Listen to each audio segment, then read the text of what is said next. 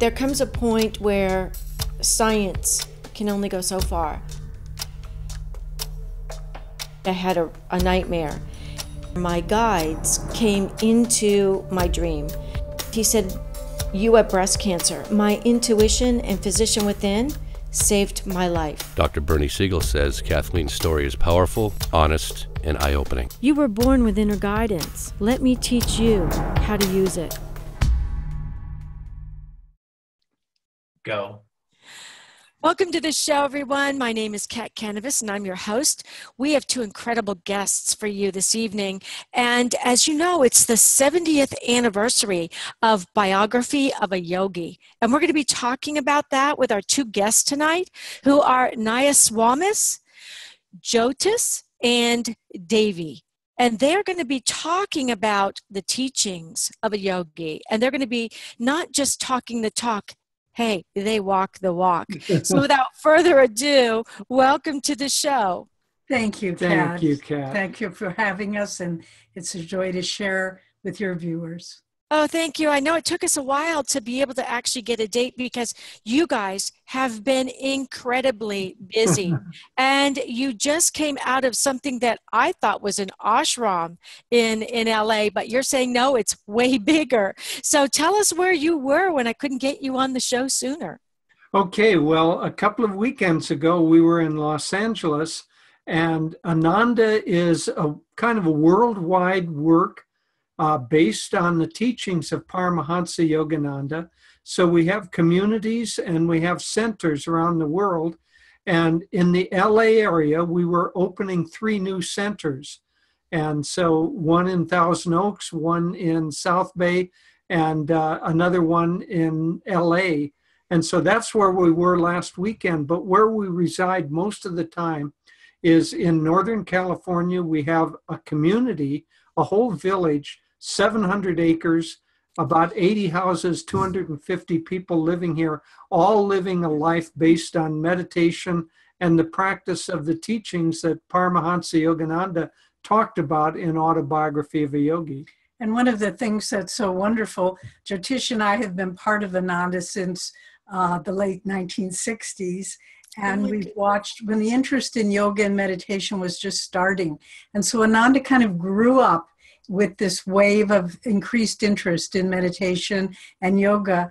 And what we think of Ananda communities as living laboratories of how the practice of meditation can enhance your daily life on all levels: relationships, family, job, health, energy, clarity of mind. And so we're putting, as you said so graciously, we're really trying to walk our talk.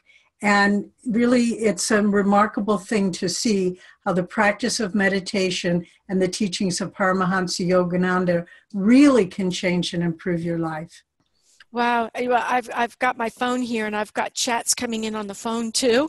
And one of the questions is, the people who are living in your large community and living the life that a yogi would promote, they want to know, do they have jobs? Do they go to their jobs? And how are they able to live there?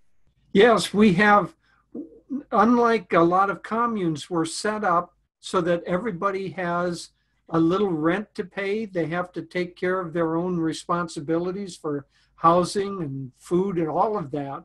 And so most everybody here works, and we have jobs inside the community, and others take jobs in the immediate surrounding area.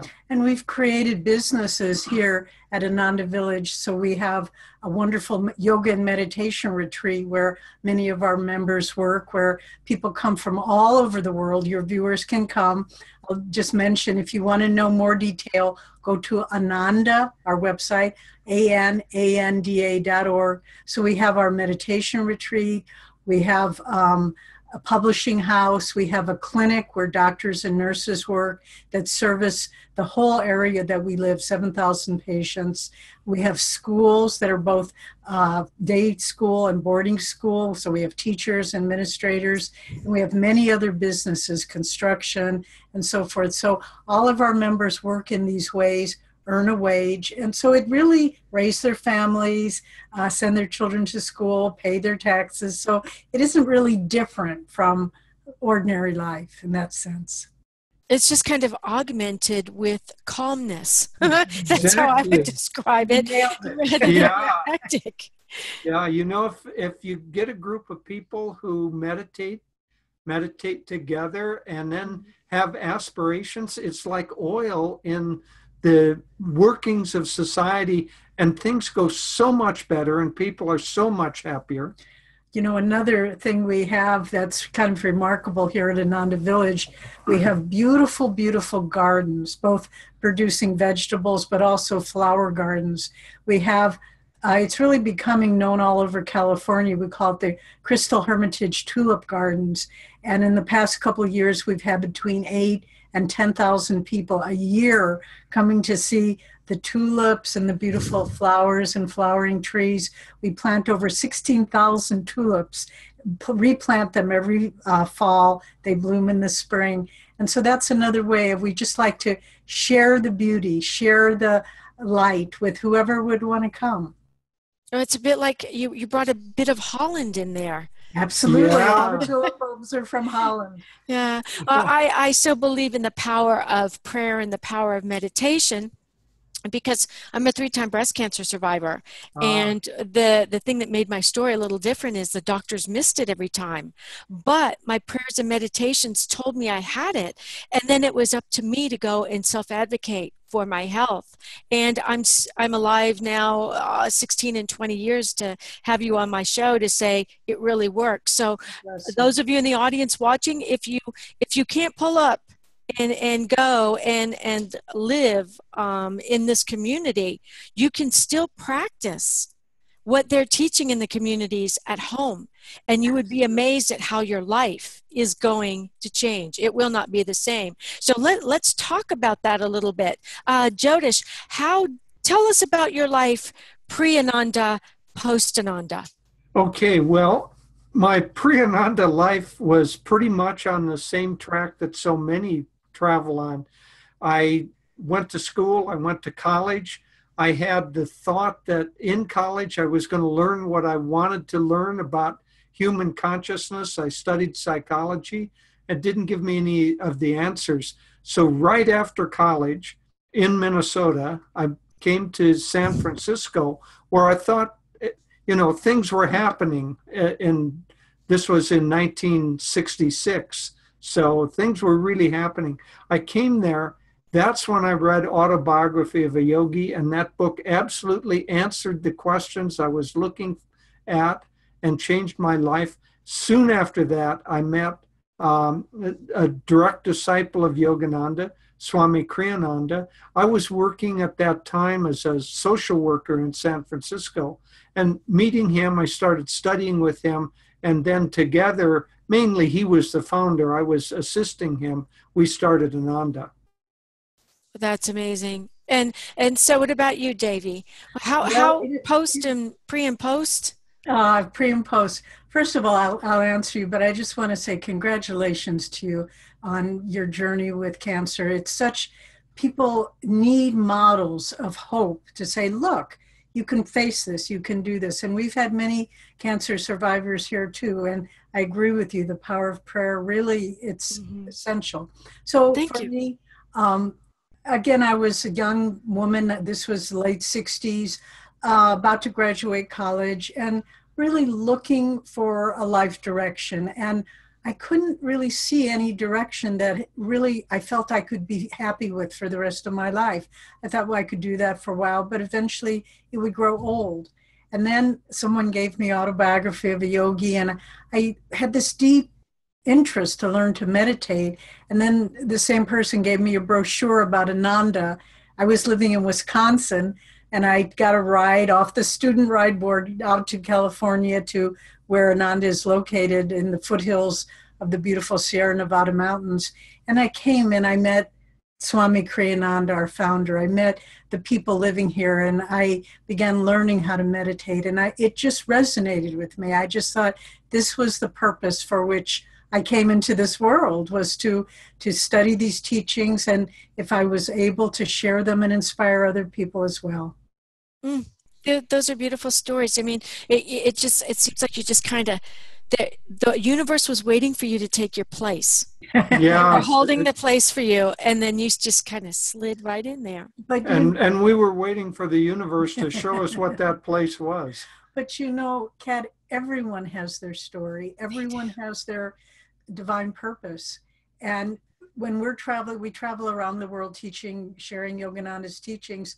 And the question most commonly asked us is, I'm just a regular, normal person. I've got a job, a family, problems.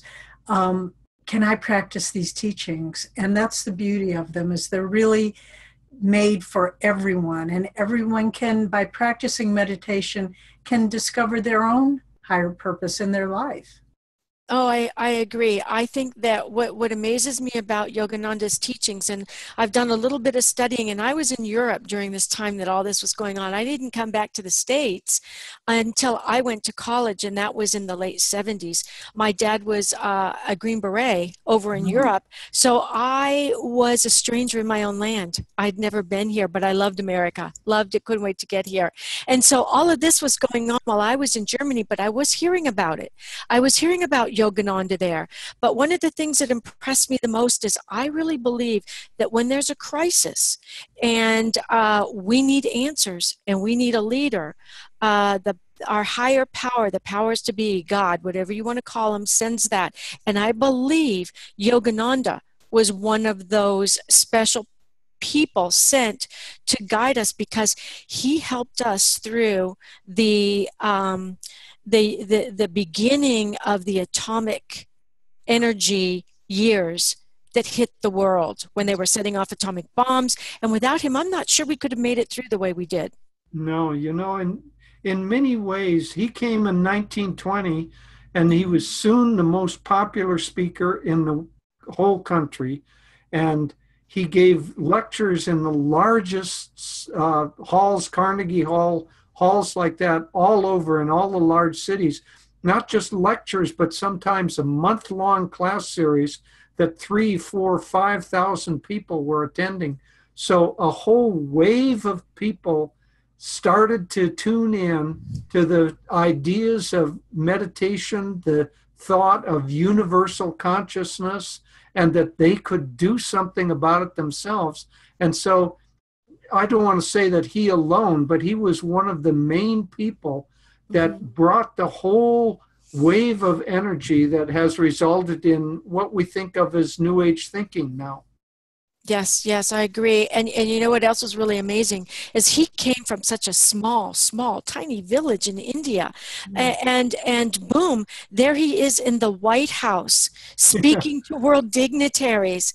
And it doesn't even faze him, because I really believe that when we are on the right path in our life, and I believe we decide on that path before we're born, and then things happen along the way and we can get distracted and come to the fork in the road. And if we're not meditating, and we're not praying, and we're not in tune with our inner self, which is consciously in tune with the outer self and the world around and our guidance, we take the wrong path. He stayed on the right path all the time, which is amazing. I mean, he got on a ship, he came to America, and he'd never been out of a little village. I'm afraid to get in my car without my GPS and go to the next town. And he didn't speak English either when he came over. While he was on the ship coming over, they invited him to give a lecture, and he froze. He stood for 10 minutes without being able to speak, and he was praying, just saying, please, Lord, let the language make sense to me. And then he gave an hour-long talk in English. Afterwards, he said, what did I talk about? He didn't even remember. They showed up in America with $500 in his pocket, an invitation to give a lecture, but no friends, nobody that he knew. And within 6 years, he was the most popular speaker in the country. Yeah, he was a remarkably dynamic person. Really a spiritual warrior. I mean, you hear stories like this and it's so hard to believe, because we think of our own little lives and it's like, get up and show up. And that's all he did. He just got up, he Yeah. showed up. And sometimes when we think things through too much, we think ourselves out of what we need to do. I don't think he thought things through. He said, this is what I need to do. And he started putting one foot in front of the other, and he was where he needed to be. So we've got to take a quick commercial break. Okay. And we're going to be back to talk about, one of my favorite bands, the Beatles. Sergeant Pepper's Lonely Hearts Club Band. Do you know the people hiding on this cover? We're going to talk about that. So don't go away. With 3.5 billion people shouting for attention on the internet today, it is harder than ever to be heard. No problem. With New Earth International Internet TV, you will be heads above your competition worldwide by also being seen. According to a 2016 report by LifeLearn.com, people who hear information only remember 10% 3 days later. However, audio and visual pairing, like video, allows for an 80 to 90% retention, and a video link has a 97% chance of being opened over all other contact sources. Video is valuable. Don't let a single opportunity go to waste. What would you tell someone thinking of joining New Earth International Internet TV as a show host? Don't wait. Join today and start building your tomorrow with confidence and success you can see. Contact Kat Can at Comcast.net for more information.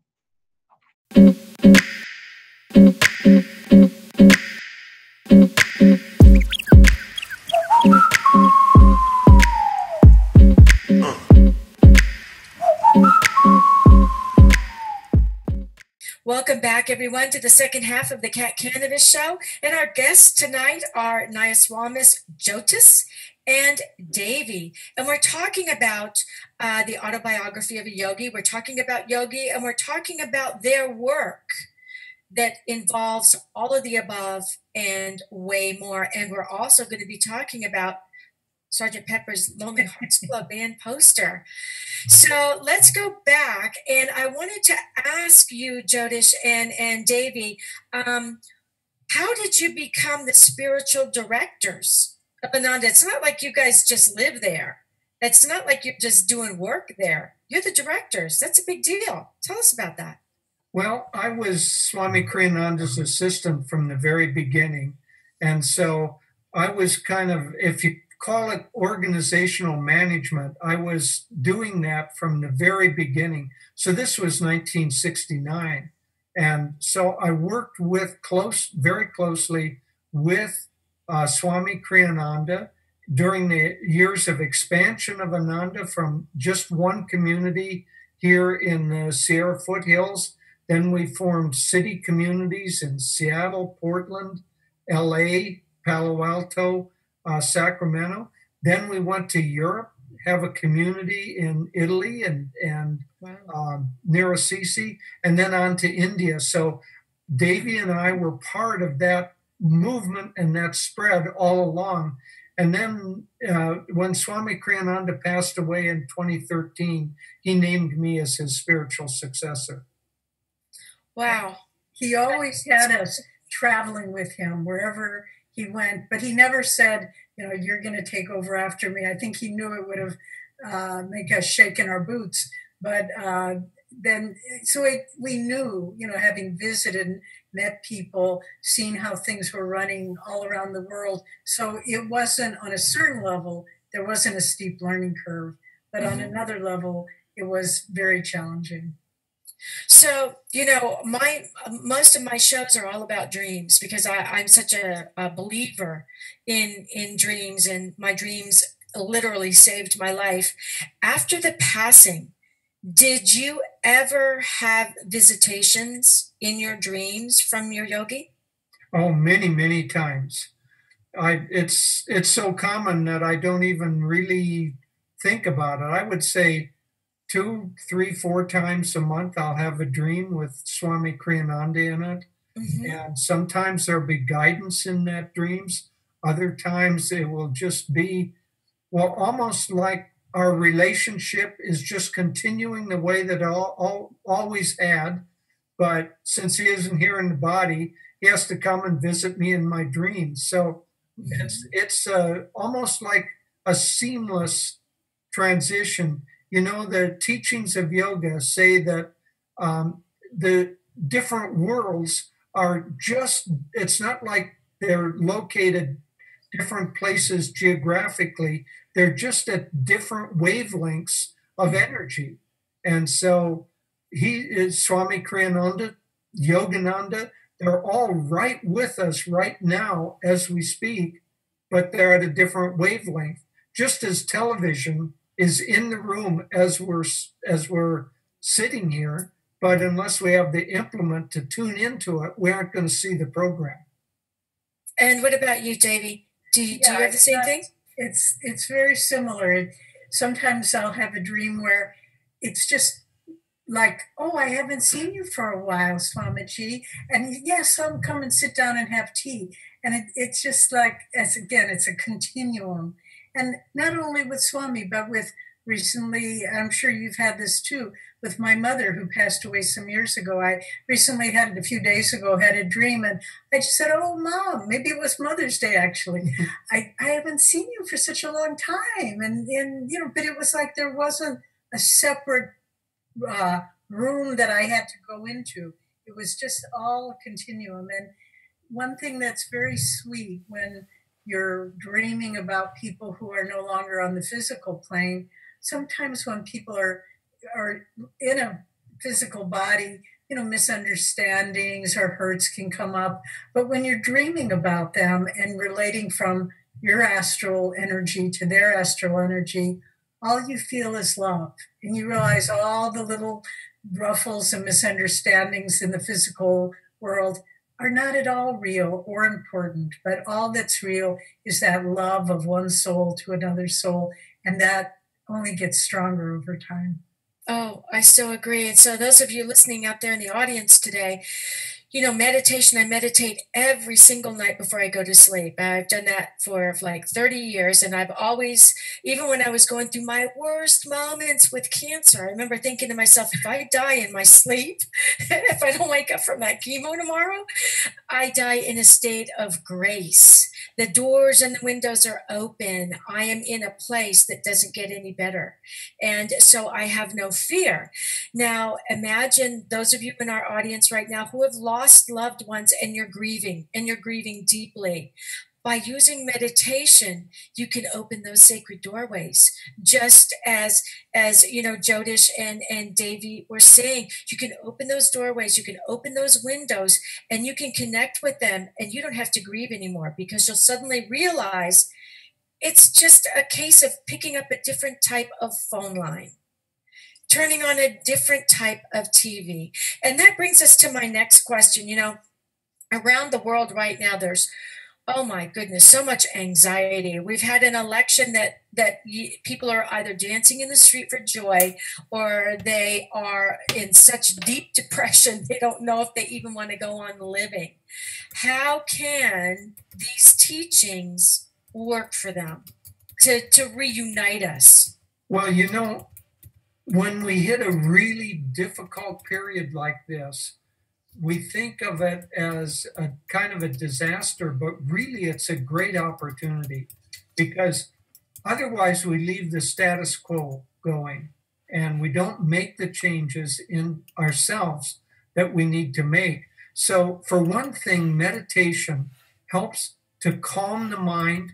There are thousands now of studies of the brain and how meditation helps with that.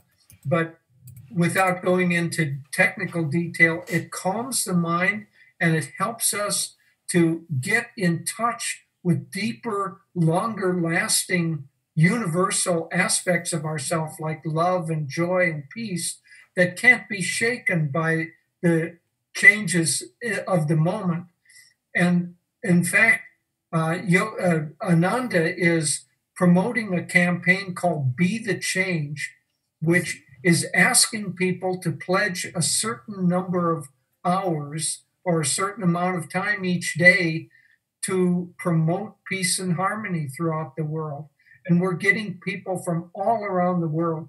More than 50 countries have already pledged. It's only been going for a couple of months now. 1 month. And we're above 1,000 people pledging that. So a little bit of meditation can change an individual's life, but groups meditating on a common cause can change the world. Powerful. Yes, can change the world. And those of you listening, you can go to www.meditationpledge.com to learn more about that. I think it's a great idea. I mean, when you are meditating or praying as an individual, it's powerful. But when you do it as a group, oh my goodness, it's just multiplied. It is just so, so powerful. And I so believe in the power of prayer and meditation as well. So what are some of the guidance that you can offer our listeners as far as if they are new meditators, they're not into meditation? What can you say to them to help them get started? Okay, well, first of all, meditation is not something foreign to your nature, like, oh, that's Indian or, a cult or anything. Meditation is the most natural practice that you can do, because all it is tuning into your own self. And you're always living with that self. And we get distracted and we lose sight of who we really are. So to get started, I think it's good to get some good instruction. And if you go to our website that we mentioned, ananda.org, ANANDA.org, there's lots of free information about techniques, but I'll give you a simple one. And this is a very common practice to all of many different branches of meditation. It's simply to watch the breath. You sit calmly, quietly. You don't have to sit cross-legged. You can sit in a chair, but sit up straight. And then just watch the breath. And with the inhalation, you can just watch the breath and you can repeat the word Hong. This is a mantra. And with the exhalation, you repeat Sa. And this is a simple way to get started with practicing meditation. And if you simply meditate, you don't have to do it for hours and hours. The beautiful thing is the more you meditate, the more you want to meditate. And so if you can start with 5 minutes a day, your viewers will start seeing benefits in their life, calmness, diminishing of anxiety, looking at the world around you and being able to put it in perspective. I think for me, that's one of the ways I'd sum it up. Meditation gives me the perspective of longer rhythms. So you're not always sitting on the edge of your seat saying, oh dear, what's going to happen? But I'm sure this was true for you, Kat, with your journey of healing, where you could either go into anxiety or you can say, no, I'm fine and I'm going to get through this. Mm-hmm. And meditation gives you the ability to do that. It does. And the worse you feel, the better the meditation feels. It's a place you get immediate reinforcement. It's like, I don't want to leave here, but I do have to open my eyes at some point. So, Devi, can you just kind of show our new meditators, people who want to try, can you just show them, maybe just do 2 or 3 breaths and show them what they would do? I'm going to do a brief, maybe a 3-minute guided meditation. So even though your viewers are watching, I'm going to ask them to close their eyes. So just close their eyes for a minute and relax your body. Relax, feel like a wave of warm, soothing energy is moving up from the soles of your feet, up your legs, relaxing the muscles, the abdomen, chest, shoulders, the jaw, and then focus your awareness at the point between the eyebrows. This is the seat of higher consciousness. And now I want you all to take a big breath. Inhale, tense the body, exhale, relax, throw the breath out. And now watch for the next breath that comes in. Don't force it, just observe the flow of oxygen in through the nose and then exhaling through the nose. Just watch. And with each inhalation, mentally repeat Hong, H-O-N-G. And with each exhalation, mentally repeat Sa, pronounced like the tool, the saw, it's spelled S-A-U. This is a mantra for calming the mind and focusing the breath. I'm going to ask your viewers just to do this for a few seconds. Inhale and exhale. Now bring your energy, your awareness to the point between the eyebrows again. Inhale and exhale. Relax and open your eyes. This is a very brief meditation, but you can do this on your own. And we have many guided meditations if you go to our website, and they're all just to help you. There's no charge. That feels great. Everything seems a little bit brighter. Yeah. You know, Really there scientific studies say if you do something like this 10 minutes a day for 2 weeks, you will already begin to see beneficial changes in your brain. And I want to also just show you two things. This is Autobiography of a Yogi. Let's get it right on the camera.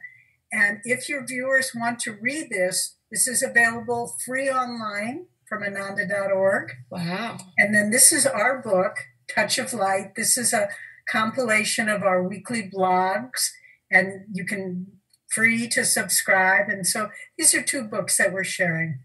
And how can they get to your blogs if they'd like to read your Go to blog? ananda.org. Ananda.org, and Okay.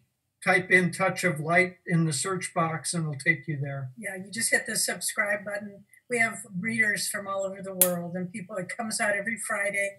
People say they wait for their little touch of light every Friday. So this Kriya, let's get back to the Kriya yoga. Kriya. How is the Kriya? Kriya, Kriya yoga. So how is that? Is that what we just did? Kriya yoga? We did the very beginning step of Kriya Yoga. So Kriya is also a technique of working with the breath, and the breath is tied to our life force. So by just watching the breath and observing the way that we did, we would start to calm down the breathing, but also the life force that's scattered would begin to come into the center, and our intuitive faculties would begin to wake up. Well, Kriya Yoga is an extension. It takes time to prepare yourself for it, but Kriya Yoga is basically learning how to control the movement of the life force in your deep astral spine. Mm-hmm.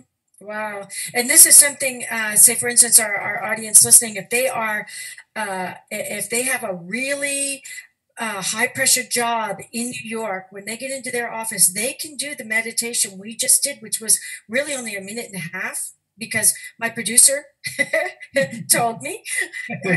So they can do that anywhere. They can sit in their office for just a second and do that, and just get organized and replanted in the earth plane on a higher level. So who are some of the people that you know of who might have practiced this Kriya yoga? Well, there were a lot of them. Yogananda touched presidents. He touched famous people of his time. But in more modern times, Steve Jobs, the only book that he had on his iPad was Autobiography of a Yogi. And at his funeral, he asked that everybody who attended be given as a final gift the Autobiography of a Yogi. So he was a meditator. George Harrison was a meditator of the Beatles. And that's partly why when you held up the poster of Sgt. Pepper's Lonely Heart Band, the different gurus in this line were on that. And that was because of George Harrison. Mm-hmm. Yeah, so people who have that can find Yogananda on there, and they can find others in this line. Yogananda's on the upper right, and other members of our band, one might say, are there. There's a Sri Mahavatar Babaji and Sri Teshwar and Lahiri Mahashaya. This is the lineage of gurus that Yogananda was trained in, that lineage. Wow. There's also, for those of you who are into psychology, Carl Jung's in here too. And those of you who are into, women, Mae West is in here too. So there's something for everyone in here. Yeah. And another person of interest that was influenced by autobiography was Gene Roddenberry, the creator of the Star Trek series. And he had a copy of autobiography in his office. A follower of Yogananda went in and saw it, and who was a big fan of Star Trek. And he said, "Oh, have you read that book?" And Gene Roddenberry said, "Have I read it? I get most of my ideas for Star Trek from Autobiography of a Yogi." So it's really better. So the whole idea of beaming up and beaming down came from Autobiography of a Yogi. Lots of other things like that. Well, where did he get his ideas from? Where did the yogi get his ideas from? From experience. He got it from experience? Did he get them in? Yeah. When you read autobiography, you see dozens and dozens of different kinds of miracles, but it's presented so naturally. And as he says in there, once you have higher functioning, once you feel unified with the whole universe, these things aren't miracles. They're just another way of functioning, but at a higher level. Yeah, there's a chapter in autobiography called the law of miracles. And he just explains, he starts off talking about Einstein's theory of energy and light are the same thing. And then he said that leads us to the law of miracles, because these great saints, yogis, avatars, are able to see that it's all light and energy. And then from that awareness, realization, they're able to manipulate it in what we would call miracles. But to them, it's not a miracle any more than cooking dinner is a miracle to us. Right. You're so right. I mean, we see where Jesus walked on water and we're going, oh, that's a miracle. But if you know how to change the energy and change your energy, it's something you do every day. And I've always said that if something happens here on the earth plane to one person, we can all do it. Exactly.